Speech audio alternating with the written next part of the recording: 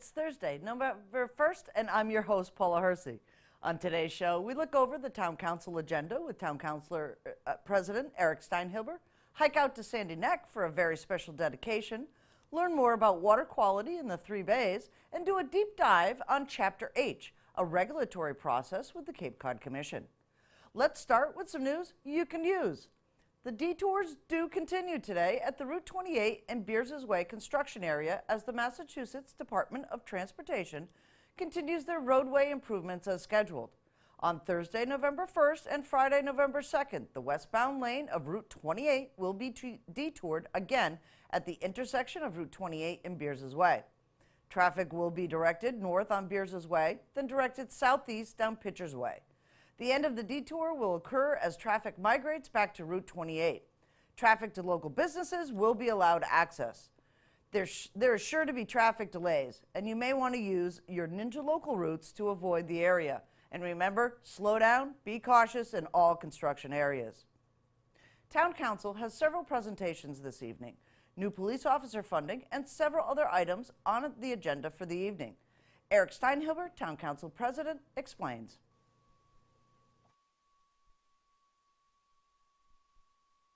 Well, it's Thursday, and it's Town Council evening, November 1st. On the phone with me today, Town Council President Eric Steinhilber. Good morning, Eric. Morning. How are you? I'm well. So it's Town Council for this evening. You've got a couple of presentations to start off with. Yeah, we're going to take up the strategic plan that we do every 2 years. The council gets together every 2 years and does a strategic plan, which basically is the skeleton of the budget over the next 2 years. And we got together back in September on a Saturday, had a workshop.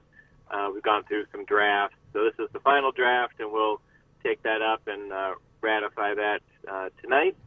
And then we have our annual presentation along with the school committee. We come together once a year at the start of the budget season, which really begins, the fiscal year begins July 1, but when we get into September, October is really when the wheels start to move towards creation of a budget for the next fiscal year. So this is something we do. Usually we do it earlier, but we're doing it November 1st today. This year we usually do it early October, but for scheduling purposes we're doing it tonight. So we'll get an overview from the finance director and management to kind of go get an overview of the upcoming fiscal year budget, and it's the opportunity for the school committee and the town council to start to think about the upcoming fiscal year and what the finance department envisions going forward. So that's an important time to get together. So we'll have that tonight, and then we'll move into the items of the day. A couple highlights there. We are set to appropriate money to start the process of hiring or filling 5 vacancies with new Barnstable police officers, which is great. We're always very happy to support our police department and always enhance public safety across the town. We have a couple items which we're referring to a joint hearing with the planning board, which will take place on November 15th, and that will deal with proposed zoning changes, definitions of use, zoning maps, dealing specifically with the highway business zone. We've got a lot of feedback over the years of how it's a difficult zone to work within from people that have commercial businesses within those zones. And it actually, in all the zoning areas that we have in town, this one has the least amount of application for permits. So what we're trying to do here is to make it user-friendly and allow for new growth, redevelopment to kind of help these areas along a little bit. Because as you know, without new growth and new growth dollars, we cannot maintain town services. We need $1 million to $1.5 million of new growth every single year to maintain our town services. And we've also taken on the commitment of expanding sewer, which was starting this past fiscal year, and also a annual dredging program, which will help just not only for navigation, but really for nitrogen loading, flushing in our estuaries. So this is something we want to do every year to the tune of millions of dollars. So it's really important that we work through our zoning, streamline it, and encourage that smart new growth in town wherever it is appropriate. So we want to definitely be open for business in Barnstable.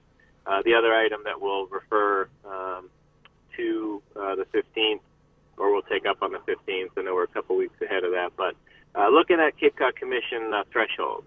Under the Cape Cod Commission Act, towns are able to apply to have the thresholds for automatic review raised. So we're looking to do that as well in certain areas in town. And then we also have some appointments to committees, boards, commissions, and that'll basically round out our evening. Excellent. Can you speak a little bit to your strategic retreat that you had and this final draft? What are some of the highlights of this final draft? Well, we take up, we do this every 2 years. This is the third one that I've been involved with. So we take the old one up from 2 years ago. We review it ahead of the workshop. Some things are basically accomplished, so we'll remove them. Some things maybe still need work, so we'll tweak the language and maybe put a little bit more of a goal or more finer kind of fine-tune the direction on it where we'd like to see it go. And then there's other items that come up. Things move. Things can pop up over 2 years, and there's things that come before us that weren't an issue 2 years ago, but they are now, and something that we need to work on. So we kind of take all that information, and obviously things that we've heard from constituents and meetings and conversations we've had with not only our own precinct constituents, but really, I know myself and many of the councilors really deal with people, constituents across the whole town. So we're all one town. So we have a really big picture view of our community here. So we take all that information, we go to the workshop, and we start to go through each section. They're kind of put in different umbrellas, if you will. So you have economic development, housing, environment, public health and safety, education. So these are some of the topics that we have, and then we'll have kind of goals under those. And then, like I said, that forms kind of the skeleton of where the council wants to dedicate resources, what's a priority for the council. 2 years ago, one of our priorities really was to completely look at our regulatory department and just stem to stern, go through it, really kind of break it all down and retrofit it. And that was done. The town manager did a great job of going in there, dividing things up, putting different departments under other department heads, such as moving, health under building, moving building out to its own kind of thing there. So just a way to streamline services, and really what we're trying to do is have the best customer service that we have, that we possibly can have, to be user-friendly, to be, the best Barnstable we can be, to be open for business. And that's part of the regulatory thing that was a focus 2 years ago. Still work to do, but we really made great strides in that. So it's just an example of something that the council really wanted to focus on. Directed the manager and his staff to tackle that, and they did a great job of that over the last 2 years. So that's just one example out of many, but that's what we do with the strategic plan. And we do it every 2 years just because that gives you kind of two budget cycles. If you have bigger projects that you need to kind of break out over a couple years, it gives an opportunity to do that.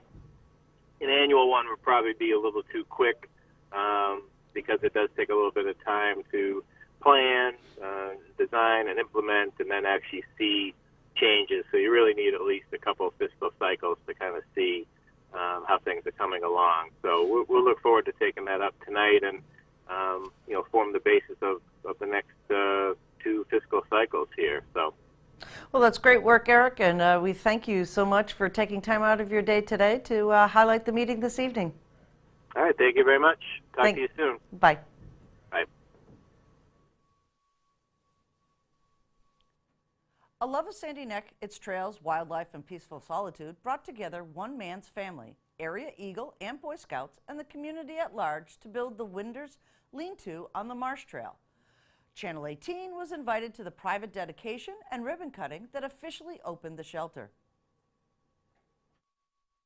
So today we actually were able to cut the ribbon for the Winders Cottage, which is the Winders Lean-To, which is behind me. This was a cottage that was owned by the town, and then it went into disrepair, and we were able to demolish it, and with the help of Boy Scouts and volunteers, built this beautiful structure behind me. And that was funded by the Norm Fontaine Friends and Family. As this project moved forward, there was a number of phases. It obviously needed funding, and at the same time, a dear friend of Sandy Neck and a person that was here all the time and was always a friendly face to staff, and caught the biggest fish I've ever seen off of Sandy Neck. Unfortunately passed away suddenly, and the Friends and Family came together and wanted to do something for him, and so that really was where the funding for this beautiful structure came in. So it was, it was like any really good project. It's like everybody comes together with that one goal, and so today was that culmination of that and a celebration of that. This the lean-to is going to be open as you see it. So that if you're a hiker or a birder or a fat tire biker and you're out here and there's sun or there's wind or there's rain and you need a place to get out of the elements, then that's what this is here for.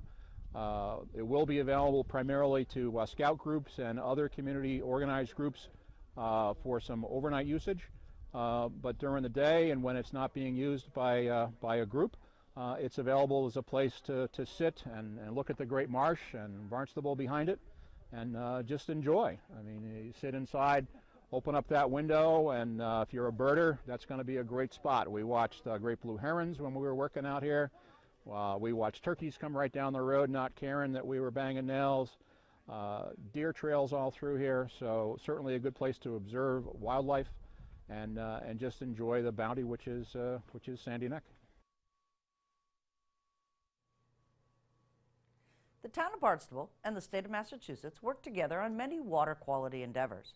We headed out to 3 bays with Tom Marcotti, shellfish biologist from the town of Barnstable, and biologist Neil Churchill from the State Department of Health and Division of Marine Fisheries to test for bacteria in the waters to make sure the shellfish you harvest is safe.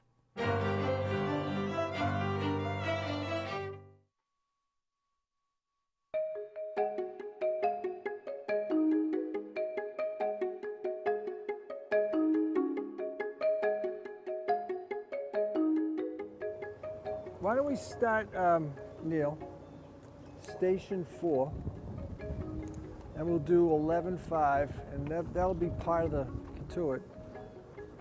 And then we'll hit North Bay. All right. And then we'll drop everybody off at Bridge Street.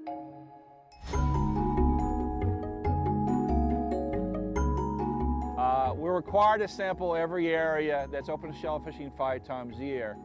And we do it on adverse conditions where we go out and sample it in the outgoing tide or after rainfall events.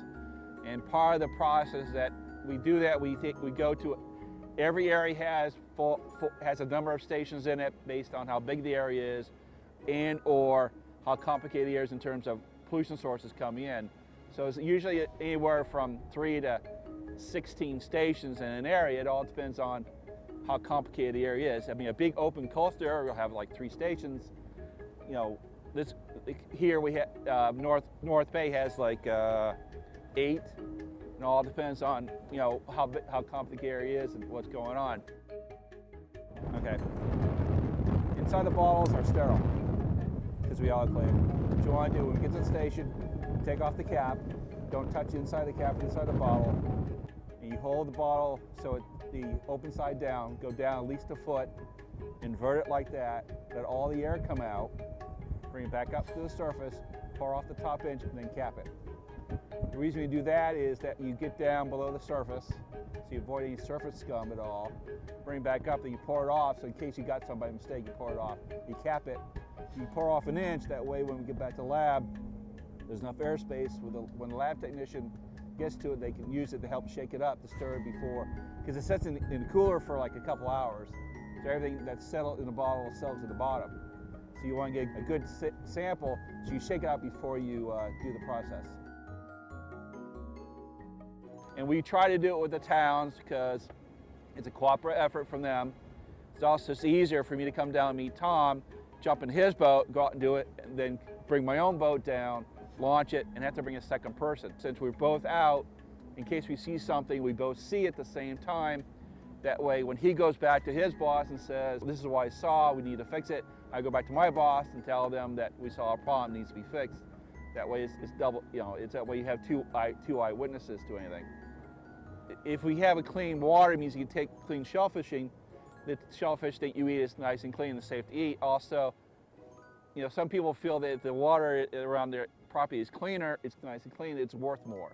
So that's a public perception, but basically it's required that if you want an area to be open to shellfishing, we have to test it.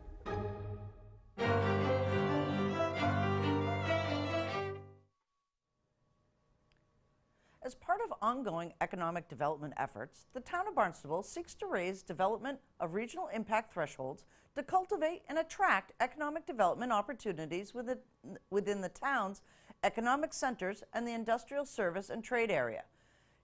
Chapter H of the Cape Cod Commission regulation provides for a process that implements a regulatory approach to guide growth toward areas that are adequately supported by infrastructure, away from areas that must be protected for ecological or historical reasons. The Town of Barnstable Town Council and Planning Board will hold a joint public hearing on the Chapter H application to the Cape Cod Commission to revise development of regional impact thresholds in economic centers and the industrial service and trade area at a meeting on Thursday, November 15th at 7 p.m. at Town Hall. Elizabeth Jenkins, Director of Planning and Development, joins us in studio to explain the process and the importance to economic development. What does it take in the town of Barnstable to do large-scale economic development? With me today, Elizabeth Jenkins, master of all trades, hats of many wears. You really, literally are everywhere in economic development here in the town of Barnstable. First I've ever heard of Chapter H. Yep. So we're going to talk about that today, so residents and business owners and perhaps folks that are considering Barnstable for projects know what Chapter H is and how it may affect them if they want to start a large-scale business here in the town of Barnstable. Chapter H, what is it? Yeah, so one of the key missions of the Planning and Development Department here in Barnstable is to encourage new development appropriately located that will bring new year-round living wage jobs to Barnstable and increase our economic tax base. So we're always looking for opportunities to provide regulatory incentives for those things to happen. So Chapter H is one of the tools that actually the Cape Cod Commission, our regional planning agency, has in their toolbox to work to give municipalities flexibility in terms of how development within the town interacts with those regional regulations. So we're all familiar with the growth incentive zone. We went through that process earlier this year where we established an area in our downtown core, downtown Hyannis, where we actually were able to lift all of the kind of regulatory authority that the Cape Cod Commission had there. With the idea that we have kind of a long-term strategic and capital plan in place to provide infrastructure there. So Chapter H is kind of a parallel to the growth incentive zone applications, which are found under Chapter G, which allow us to look at the large-scale development, in this case in Barnstable, along the Route 132 corridor and the industrial park around Independence Drive, kind of that area north of the airport. So what Chapter H does is it allows for those development of regional impact thresholds. So the point where a project meets a certain scale and size that it triggers that Cape Cod Commission review, it allows us to raise those thresholds kind of in consideration of the fact that the Route 132 corridor does have infrastructure in place to accommodate a larger scale of development than, say, a small village center would. Right. So it's recognizing, again, that infrastructure is in place there to serve a larger scale of development and changes the way that the Cape Cod Commission interacts with the town in a regulatory way.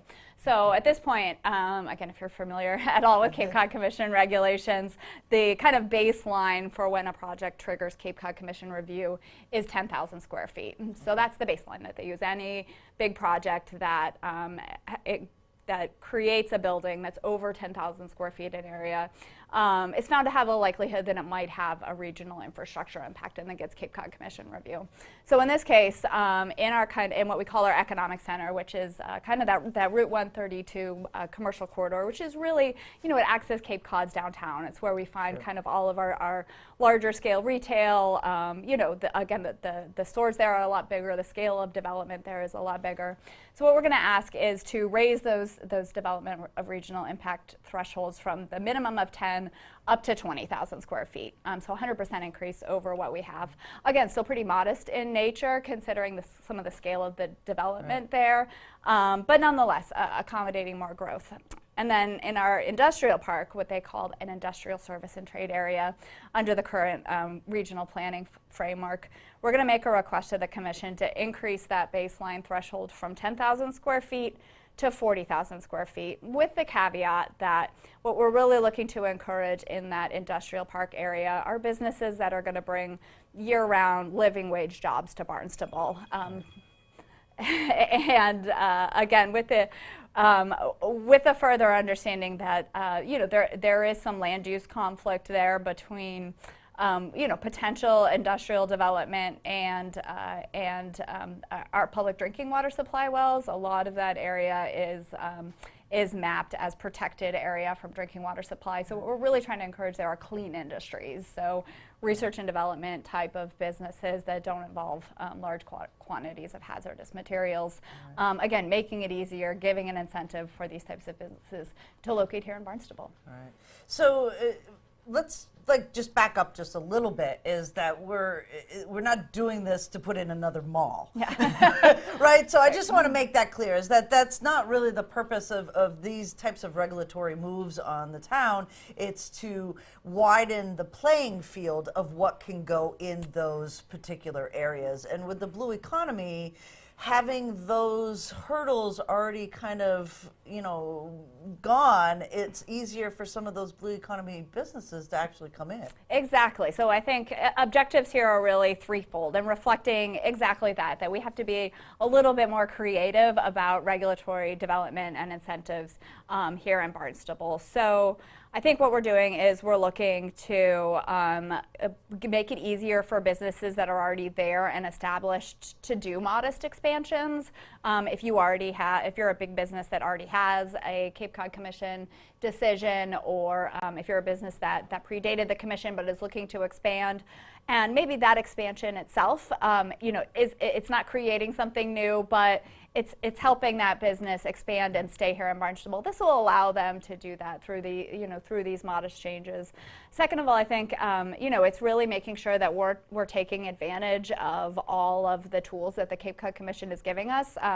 They make this available to towns, and we feel like we meet the baseline qualifications for participating. So we're looking, again, and this is the third reason why I think this is an advantage. We're looking to really show our business community that we're taking full advantage of opportunities to provide them incentives and show that Barnstable's open for business. So what's this process? When you say Cape Cod Commission, everybody kind of takes a step back going, oh my gosh, this is, lots of hearings and public types of things happening. So what does this process involve? Yeah. So at least locally, we do have to put together an application, just like any private sector applicant would as well. So we have to put together an application to the Cape Cod Commission, again, showing that we have a planning framework in place here in Barnstable that protects our natural resource areas and directs new growth and investment into already established centers. Okay. So again, I think that is our framework, our comprehensive planning framework here in Barnstable. So our application demonstrates that we have, again, the kind of the appropriate zoning in place here in town to to implement that, that growth management strategy and encourage and direct new growth and investment here, and that while doing responsible capital planning as well, that we understand that if we are going to accommodate new growth on the Route 132 corridor, that that's going to take incremental investment in our infrastructure, be it our transportation infrastructure, our water infrastructure, sewer infrastructure, and that we're planning in that. So there's a whole capital strategy that really reflects our capital improvements program that's outlined in there as well. So we put this application together. There will be a public hearing at a joint planning board town council meeting. That public hearing is going to be advertised for November 15th, and the application is available on the Planning and Development Department website if the public's interested in reviewing it. So this is actually very exciting for the town of Barnstable. Again, we already have some of that infrastructure in place. So this application goes in, we've got some public hearings, and then what happens if we do get that Chapter H designation? So should the planning board and town council look favorably on that, it authorizes the town manager to support that application to the Cape Cod Commission. It does have to be reviewed and approved by the commission itself. Okay. Should that all go through and we're positive about it and become enacted, then I think our reaction will be two things. First of all is integrated into our kind of marketing and messaging out to new businesses, again, that we're really working for you, the town's really working for you in terms of whether you're an existing business or a new business, to make that process for Barnstable to become easier. And then secondly, when we do get applications in, being able to work with new businesses and the commission, again, to make that regulatory process for anybody who comes through and exceeds those thresholds a little bit easier. Truly a director of planning and development. Thank you so much, Elizabeth. Thank you, Paula. It's been a pleasure. Here's a look at the community calendar. It's the day all Barnstable diggers and rakers look forward to. Oyster season is upon us. Starting Saturday, November 3rd, the Scudder Lane Recreational Shell Fishing Area in Barnstable will be open for the recreational harvest of oysters, except for a portion of the area defined and marked by yellow buoys, which will remain closed for shellfish propagation projects and/or scientific research project protection. You can harvest up to a half a peck per calendar week of legal-size oysters, 3 inches on the longest length. Don't forget the lemon in the cocktail sauce. Town Council is tonight, 7 p.m., Town Hall, second floor hearing room. Comments, suggestions, accolades? Connect with us on Facebook and Instagram, email us, or send us an old-fashioned note by carrier pigeon. Channel 18 works for you. I'm Paula Hersey, and thank you for watching Barnstable Today.